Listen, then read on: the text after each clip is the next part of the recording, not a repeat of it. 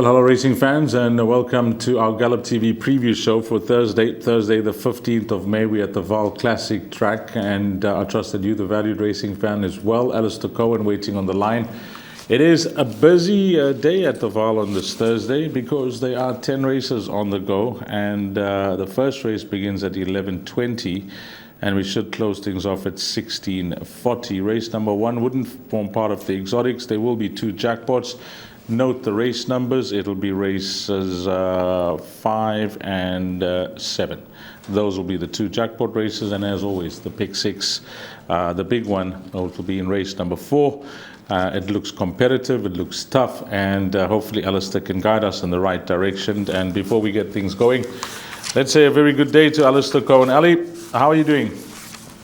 Very good day to you too, Deez. Good day to all the racing fans. And my type of card, actually, if you're not going to get feature races, which we all crave and desire, I like the look of these big field competitive handicaps, not because I find it easy, but because there's a lot of value to be had, potentially a few big prize horses that we might stumble across throughout the day, horses that are going to their favourite course or over the right distance, or horses who are rating have dropped, etc., etc. A couple of horses who obviously stand out in the process as well. But yeah, you found me well, Deez, and obviously the first supplementary entries for the Hollywoodbets Durbanville is through. The subject of Hollywoodbets, don't forget to play your Punters Challenge. Consistently over 10,000 people play each and every day. You know all the incentives and the prizes and the reasons why free to play. All you need to do is have a Hollywoodbets account, and for nothing you can win big. But you know the drill from that, and yeah, we're not too far up from the Daily News 2000. From this meeting, only 9 days. Yeah, talking about the Hollywoodbets Punters Challenge competition, well, 10 races on the go. There's lots of money to be had because it's the number of runners multiplied by 10,000. Not impossible, but a tough one on this Thursday. Let's get straight into it. Race number 1, 11:20, Work Riders Maiden Plate, fillies and mares over 1,000 meters. Number 1 is the scratching. 2, Act on Snow, is at 9-2. Number 3 is trading at 6-1. That's Impress Woo. We got 4, Bilingual, at 7-1. Number 7, Blind Fire, at 22-10. Blinkers are on, I see. And a first timer called Hurricane Power, Fabian Habib's horse, at 12-10. Just going to the front of the computer form, I just want to see if there is a comment. Well, no comment given for Hurricane Power here, Alistair, the daughter of Verse and Getrix. But judging by the betting, do you think it'll take some for this first timer to win here against the raced horses? No, I don't. I think that if there's any ability for Hurricane Power, she could well score on debut. I'm actually currently having a look at all the siblings. The best is a horse that you'll know quite well, trained by Yogus Govender, Miss Lady Atrix, full sister, by Verse and Getrix, won 2 out of 7. She's rated 90. She won a penultimate start. Took a step up the ladder at her last run where she wasn't disgraced behind Tara Star. That's the best performer. There are a couple of horses that have won twice that got to a rating of 75. Also a full sibling, the Hurricane Power. There was also a horse that saw the racetrack a few times and didn't get out the maidens, unfortunately. So there's nothing that absolutely sparks up as far as the family is concerned, Deez, but it won't take much for her to score on debut. Philip Malangeni takes the ride for Fabian Habib. Those who don't know Philip's a real veteran when it comes to the work riders ranks. 22 career wins has Philip. He doesn't often ride for Fabian Habib. He is based with Lucky Hudalakis, funny enough, and obviously with no lucky runner in the opener, you got free reign to pick and choose. And I'm sure Fabian probably would have got hold of Philip as opposed to the other way around. Nothing wrong with Philip as a rider, but let's see how he goes with number 8, Hurricane Power, on debut. The market does suggest the big run is expected. Of the raced runners, I think only 2 horses make appeal here, maybe 2.5. There are 2, Act on Snow from an unbelievably informed Paul Matchett, especially with his youngsters. Chamo Mabaya takes the ride. High number draw over 1,000 meters in the Vaal Classic Straight is a good thing. Second to Sylvan Warrior, who came out and ran over the weekend, ran a good race in defeat in third. against older horses, against winners. I think Silver Warrior is going to win soon at a reason at that type of level. And then number 7, Blind Fire, the 2-year-old filly with blinkers on for the first time. Pelisila Makawa takes it right. Even though on paper it wasn't her best run, but the 6.5 lengths to Esteemed, for me was a good run, was Esteemed as Hold and high esteem. So Blind Fire could be capable of putting up a big run. So those are the 2 horses that make it the most appeal of the race runners. Okay, that's race number 1, the Work Riders Maiden, fillies and mares. Maybe we can bank some cash there. Keep an eye on the betting on 8 Hurricane Power, and you'll also get comments coming through from the course. Barport starts in race number 2 at 11:55, 1600 meters, juvenile plate. We got an odds-on shot here in number 2, Chronicle King at 5-10, 4 Fire Starter at 14-10.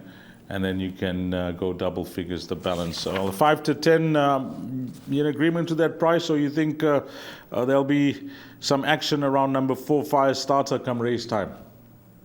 Let me let you in a little secret. Gavin Lorena chose number 3 Chronicle King, but he was uneasy. He really had to put his thinking cap on because he rode number 4 Fire Starter last time, and it wasn't a slam dunk for Gavin. I would like to believe that Chronicle King will win. He's doing very well at home. He's been nominated here, there, and everywhere. He's just not cracked a draw. Now he has. He was carded to run 8 days ago. He had an abscess. It was there in the start board, all there for people to see. In fact, the NHA came to just check that it was all above board, and obviously there he was with an abscess. But in fact, the abscess burst the day before, but he just can't run. So you get your vet certificate, and back again, number 3 Chronicle King. I'd like to believe he'll win these. I'd like to believe he'll be hard to beat. I think he's a bipot banker. I think if you brave enough, I'd be brave enough. I think that he's the start of all sorts of all to comes for those that are looking to structure. The horse that ran, that won Whispering Death, came out and won a good race, beating Ideal Summer, who we know is absolutely no mug. I think Ideal Summer's got wins to come. Third horse, Mighty Eagle, came out and won from the Tony Peter Yard, won a good race from start to finish. It all points to number 3 Chronicle King. Candace will be absolutely devastated if he didn't win. I'd be devastated if he didn't win. I think he will win. Okay, number 3 Chronicle King, a banker, and I must agree with Alistair. When I pulled out that form line, just on the strength of the form line, I think the right horse in the race, 5-10, and number 4 Fire Starter at 14-10. So you got your banker, leg 1 of the bipod. Some confidence coming through from Alistair. Race number 3, Place Accumulator, juvenile plate for fillies, 1600 meters. Lots of scratchings here. Jot them down. Numbers 2, 3, and 6 are out. So we just got a field of 6 that will go to post at the time of recording. We got another odds-on shot here, Alistair Cohen, number 5. Matcha Mint 6-10, 8 is Rejuvenated 4-1, and then 9 Witching Hour is at 17-10.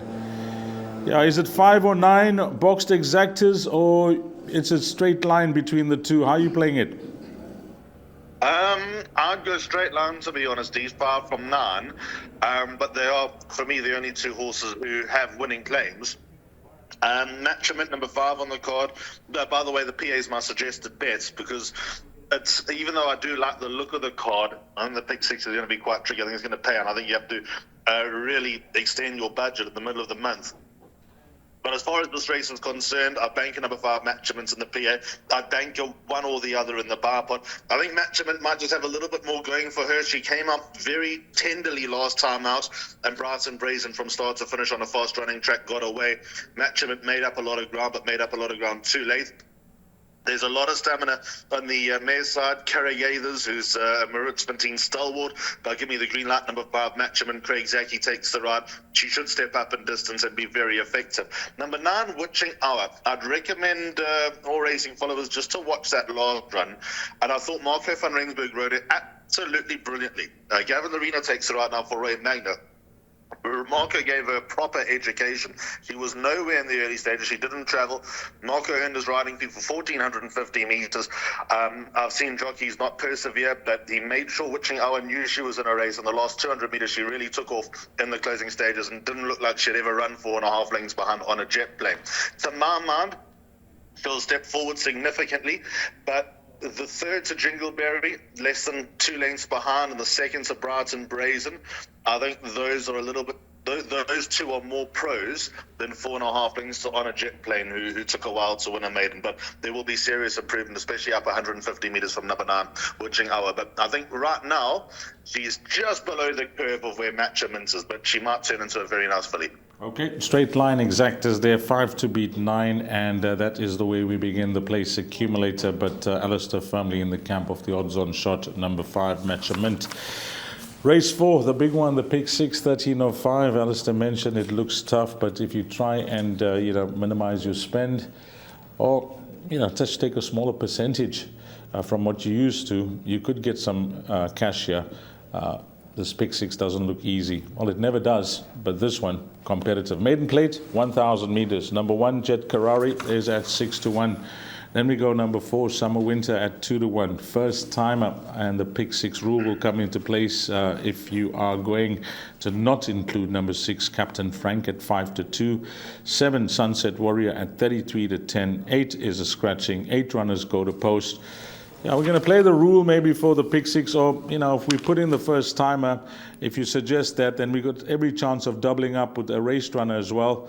How do you see leg 1 of that pick 6? I think the pick 6 are going to pay enough, and I think this is the one opportunity you can take to go a little bit light in the pick 6. So I'm not looking at the first timers of inclusion. I'd rather let them run for free because of the reasons I've just disclosed. Let me talk about number 6, Captain Frank, first. I don't know anything about the son of One World, other than the fact that I remember him at the sales, at the KZN sales at Suncoast just before the Hollywoodbets Durbanville July. He wasn't top price, but there was no surprise that he fetched a lot of money. Prashala Murugasa and Jason Murugasa dug deep to acquire the son of One World out of a Frankel mare. Cabello Matsanyani takes a ride for Mike and Matthew de Kock. It won't take much winning this race. The same comment probably applies for number 9, Seasons, Greetings, Clinton Binder Trains. For Team Ridgemont, Calvin Abib rides the daughter of Patala Palace. But number 6, Captain Frank, to me, makes a little bit more appeal as far as how he's bred. Of the race runners, and this is key for pick 6 players, I think you only need 2 horses. They are numbers 1 and 7. They're Jet Quarari and Sunset Warrior, with preference for Jet Quarari, simply because of the fact that Sylvan Warrior came out and ran a nice race last time. I'd venture to say that Jet Quarari may have needed that last run back from a 5-month break. Showed a lot of pace, ran like he needed it. He'll be much better with the run under the belt. And then number 7, Sunset Warrior. Valid excuses for Spirit Tricks at Turpentine on Sunday, so draw a line through that. Spirit Tricks are still held in high regard. If you can get to within 4 lengths of Spirit Tricks, you've got to have more than just a prayer in this race. So, in the place accumulator, I've gone numbers 1 and 6, but then the pick 6, I'll pivot to 1 and 7. Okay, Jackpot 1, race number 5. We've just gone 2 runners in leg 1 of the pick 6. Jackpot 1, 1340, 1600 meters, maiden plate. Number 1, Full the Flutter, is at 7 to 2. 2, Brigham at 7 to 1. Then we have number 4, Chieftain's Shield at 4 to 1. And the only one horse that's been backed anti-post thus far, Hollywoodbets number 9, Molotov Cocktail, from 15 to 10 into 12 to 10. And you just go and watch that replay of the debut run over 1,400 meters at the Vaal track with blinkers and a tongue tie on, and you'll see why that this horse is attracting the money and could be the right horse in the field. Number 9, Molotov Cocktail. When I try to assess the opposition, they've had chances, and some of them maybe in the right race, maybe the right time as well. But you got a horse that put in a smashing debut, Alistair, in number 9, Molotov Cocktail. And the 200 further, I think that will suit. Yeah, it should. Half brother to give me another. He's a banker in the place accumulator is number 9, Molotov Cocktail. He's the only horse for support, 28 hours before the first race ran. It was number 9, Molotov Cocktail. Gavin Arena takes it out for Brett and James Crawford. Interesting to see Team Crawford sort of spreading their wings in Joburg as far as jockey arrangements are concerned. In the last 12 months, Gavin's ridden 6 times for Team Crawford for 4 wins and 2 seconds. So that's got to be worth something in itself. Lovely debut. D's when I see a horse make its debut with blinkers and a tongue tie on and drift from 4 to 1 to 25 to 2. The fear of God goes into me going forward. But you're right. Just watching that rerun again last night, it was a lovely run behind Crescendo. So he screamed a horse that's ready to win at his next start. But am I just looking for spooks with number 9, Molotov Cocktail? Like I mentioned, he is a place accumulator banker. The other horses that I considered are 1 and 2. Phil the Fluter last time, Hollywoodbets Scottsville was expected to win. Started 9 to 10, disappointed. He's been a beaten favourite, beaten odds-on favourite twice. He's been a beaten favourite 4 times at number 1. Phil the Fluter. Those are not credits to his name by any stretch, but I do think he's got a win in the tank, at least a win. Number 1, Phil the Fluter. And number 2, Brigham. Interests me dropping in distance, D's. James De Harbour takes a ride for Wayo Mowing. He hit the front last time on Work Riders Day, like he was going to go on and absolutely romp, and then didn't go on with it. So, I don't know, maybe he's in the right place distance-wise, so I've got a bit of respect for him. I'm undecided in the pick 6 whether I'd bank at number 9, Molotov Cocktail. I don't think he missed the first 3. I don't think he'll miss the first 2. But it's just for those reasons given. The drift on debut, blinkers, tongue-tie on first time out. They don't scream too much confidence from the Crawford side, but maybe he played them on the break first time. I don't know. Okay, 9 Molotov Cocktail or 2 runners for backup. Phil the Fluter, number 1, and number 2, Brigham. 3 runners, which means multiplying the perm by 3, or you're just going to include the 1 runner, number 9. Race number 6 is a merit-rated 66 handicap. 2,000 meters the distance. Number 3 sneak preview is at 4 to 1. We got 4 gamer at 28 to 10. Raymond Danielson has now been engaged to ride number 5 Hat Furious, so take note of that if you don't have that change. Then we go on to 8 City Lights at 8 to 1. 9 The Merciful at 7 to 1. 10, which is Bob Lee Swagger at 7 to 2. And then we got double figures the balance. It's 12 runners go to post. The betting tells a story. 28 to 10 on top, number 4 gamer. Gavin Larena, when you have a look at the jockey index and his mounts in the respective races, he is no doubt the jockey to follow at this race meeting, Alistair. Yeah, he goes into the meeting on 195 winners for the season. We actually went to the airport together on Tuesday, and we were having a chat about his season and options for Durban, etc., etc. And how happy he is with the season that he's having, and the fact that he's sort of not really worried about the stats and what's going on around him. He's out there just to ride winners. So we're on 200 watch with Gavin. I don't know if he'll have 5 on Thursday, but he's definitely going to have 5 this week. So I think we'll see him raise his bat sometime in the coming days. I like number 4 Gamer D's. There are a few things here. 10 years ago, Gavin Larena and St. John Gray were inseparable. Now they barely know each other, but they've got the band back together with the son of Patala Palace. Now, the key piece of form comes from the 12th of April because Hwehwe Tanango is representative in Bob Lee Swagger's form, who's obviously come out and won and was supported to win last time out. Gamer finished well in front of Bob Lee Swagger because of the penalty Bob Lee Swagger carries. Gamer's got Bob Lee Swagger absolutely stone cold. So just judging by the market of Gamer's 28 to 10, Bob Lee Swagger 7 to 2, you probably motivate that Gamer's a little bit of value if you fancy the other number 10 Bob Lee Swagger, although I wouldn't write off Bob Lee Swagger because that was his first run in a long time over 2,000 metres, first run for the yard over 2,000 metres, and he looked the part when finding support and from an awkward draw. Not that his draws too pretty here either, but still he made lots of the opposition last time out, so I'm hesitant to write off number 10 Bob Lee Swagger. Then we got the maiden. Number 7, Alakanani. Since Corey Lendy ripped off all the equipment, he suddenly looks like winning. He's a 16-start maiden, 3 starts back over 2,600 metres. That was tantamount to insanity. He didn't go the trip, and the breastplate broke as well. He was uncontrollable towards the front of the field, and he sat second behind Moment, who went to 1,000,000 miles an hour. Alakanani sat behind him and couldn't keep up with the pace. For me, he simply didn't stay.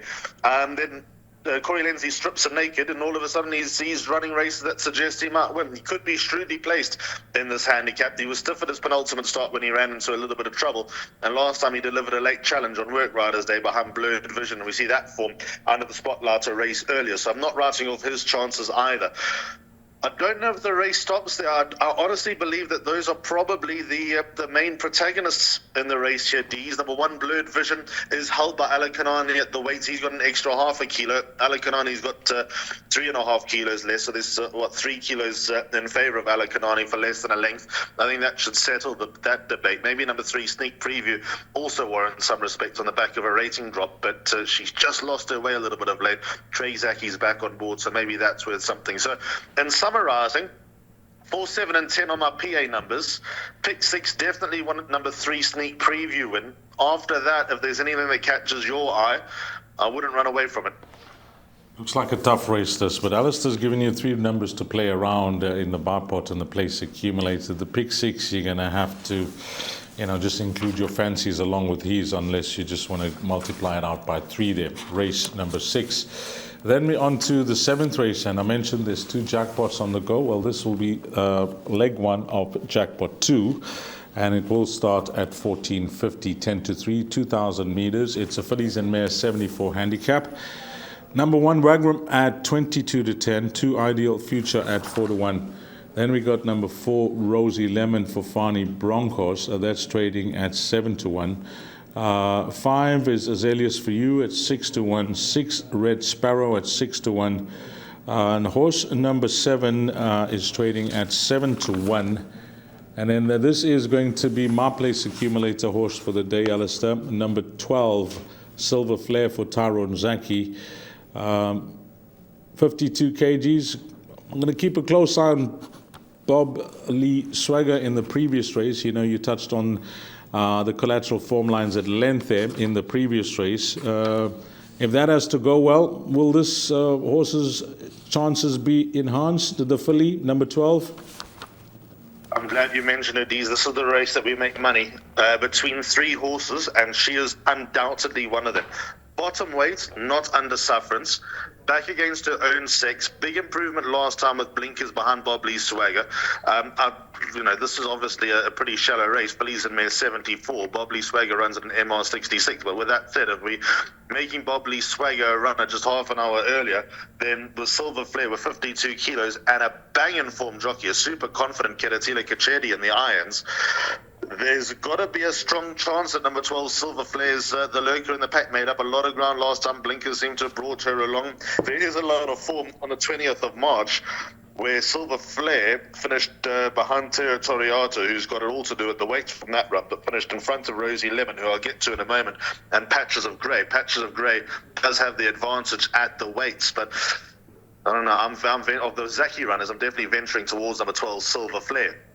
Then I want to talk about numbers 2 and 4 because they're the other 2 horses that I'm working with. 4 Rosie Lemon, back over a better trip, back against her own sex as well, with Samanga Kamalo on board.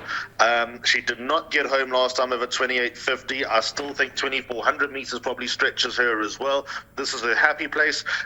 She's generally consistent. If she doesn't win, she should go close. Number 4, Rosie Lemon. And then number 2, Ideal Future. When I see Ideal Future at the Vaal, my ears prick. She loves the Vaal, 1,000-meter running. You got to ride her the whole way down the straight. The apprentices get on best with her. A massive runner, back at her best track, number 2, Ideal Future. Those are the only 3 horses I want to know about. Work around them all, take swingers with those 3 horses. I'm not telling you that they're going to run first, second, and third, but I'm pretty convinced that we'll double up in the PA between those 2, and the swinger is going to pay all right. 2, 4, and 12 for Alistair Cohen, and number 12, Silver Flare, is trading at around 10 to 1 at the time of recording. All she needs to do is confirm the improvement shown with the blinkers last time out. And I think she'll go well, number 12, Silver Flare, in double figures. And I like the fact that Alistair, it's part of his top 3 as well. Race number 8, 2,000 meters. It's a divided handicap, fillies and mares 85. And we bring up the field. There's some quality here. It's an average rating of 81. Number 1, Arrow on Toast, 5 to 1. 2, DeMarco's Jet at 7 to 2. Then we got number 5, Hearts on Fire at 8 to 1. 10, Party Punch at 8 to 1. And at the bottom, the high numbers, number 12, Play With Fire at 7 to 1, and 13, Free in Seattle at 6 to 1. Are we siding with the quality? When I say the quality, I mean the horses that are top of the handicap and lumping the weight, or have you found anything else?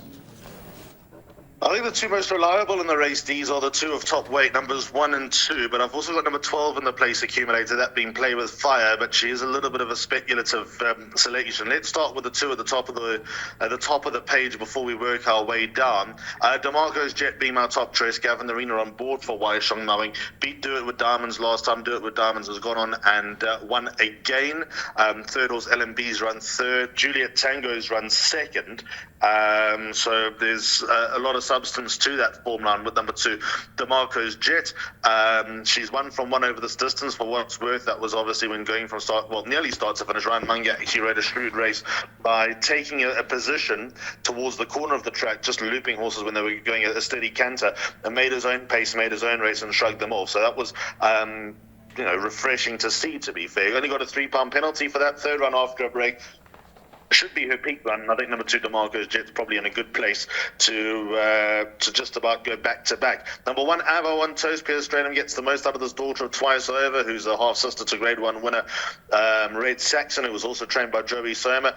Soma's horses are running well at the moment. If they're not winning, they're going close. A fluent hands and heels win last time out when beating Future Wolf, but she also she's got Do It With Diamonds in her form, and she finished behind Do It With Diamonds. So indirectly, DeMarco's Jet probably has the slight advantage over number 1, Avo and Toast. But with Striker on board, gets the most out of this girl, not one to write off. And then down the page, number 12, Play With Fire.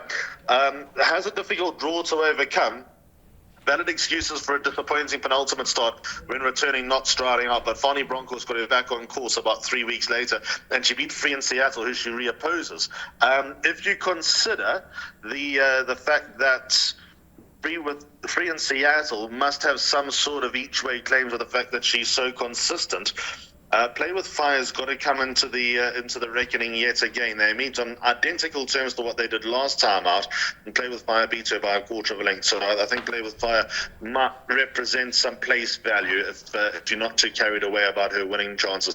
Heaps of horses here that have been on my radar for a while. A horse like One Religion I'd motivate into the pick 6, 7 I Am Regal as well. And between the Pettigrew pair, probably go with number 4, Key Worker as the horse that I'd include.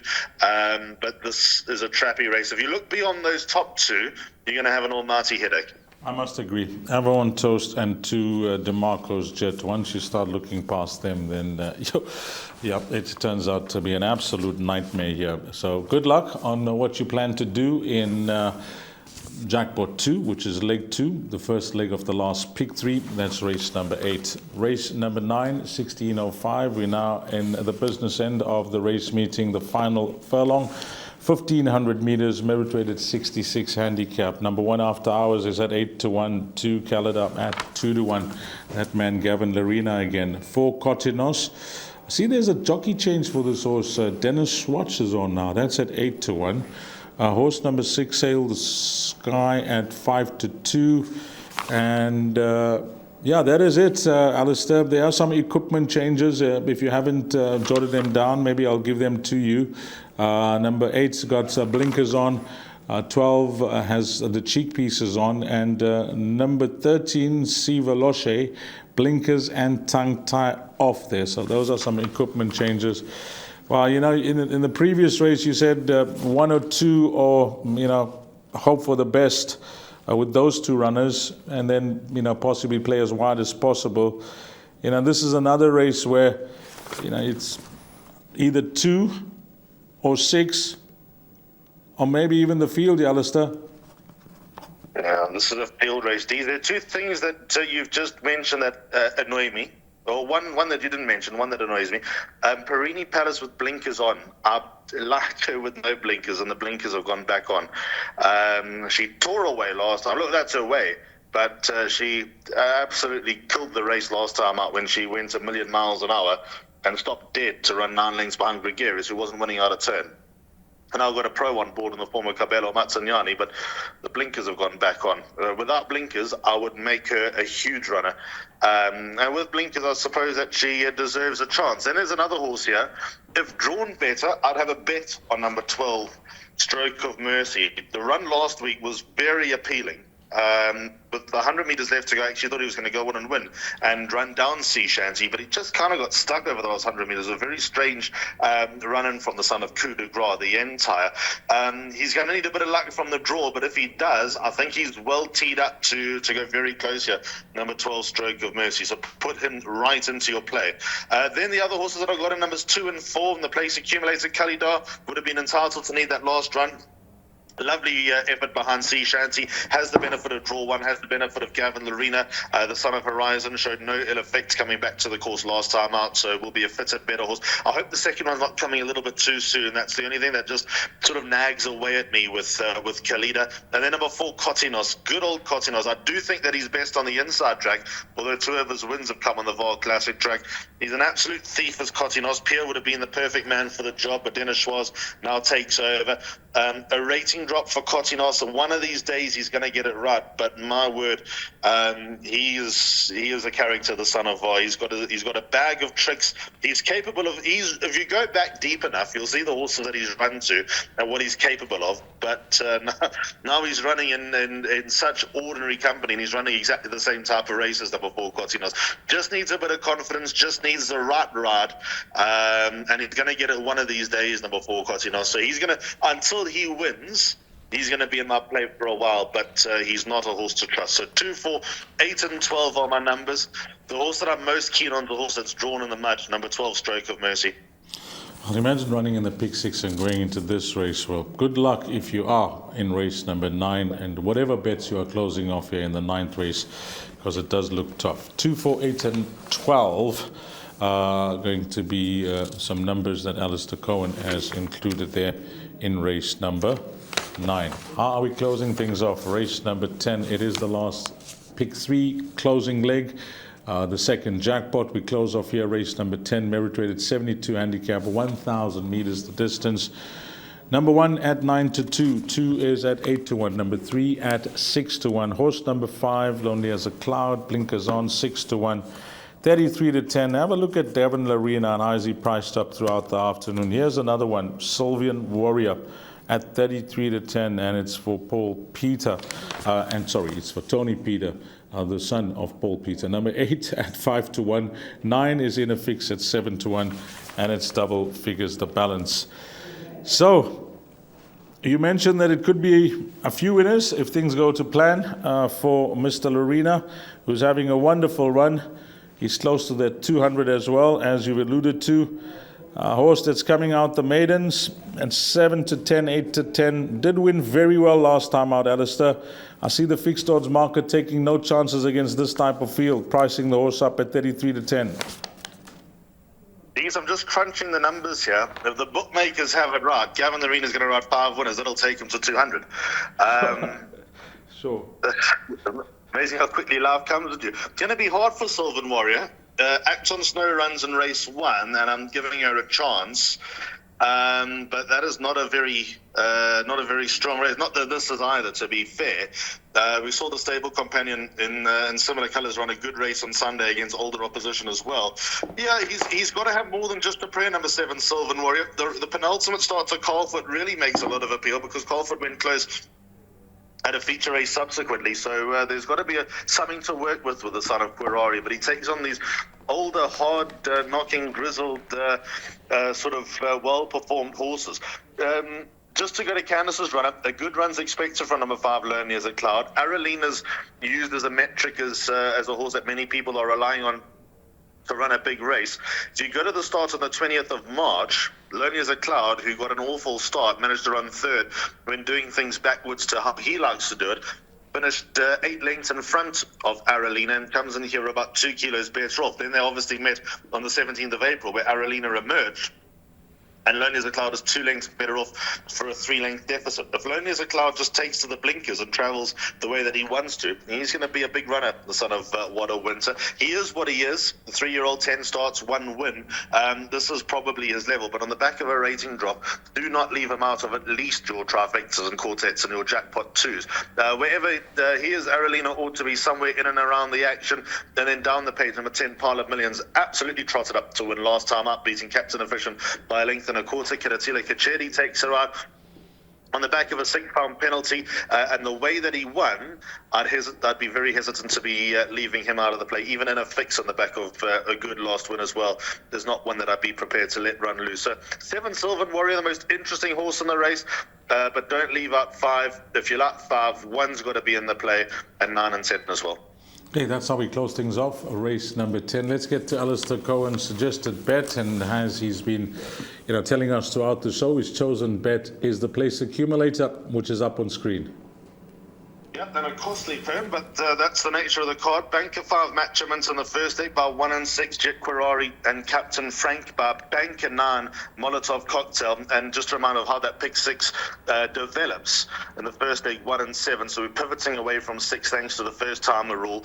Then number 9 Molotov Cocktail, maybe one other if you want. And I don't anticipate the pick 6 paying rockets after 2 legs, but then anything can happen. 4, 7 and 10 Gamer, Alakanani and Bob Lee Swagger. But 2, 4 and 12 Ideal Future, Rosie, Lemon and Silver Flare.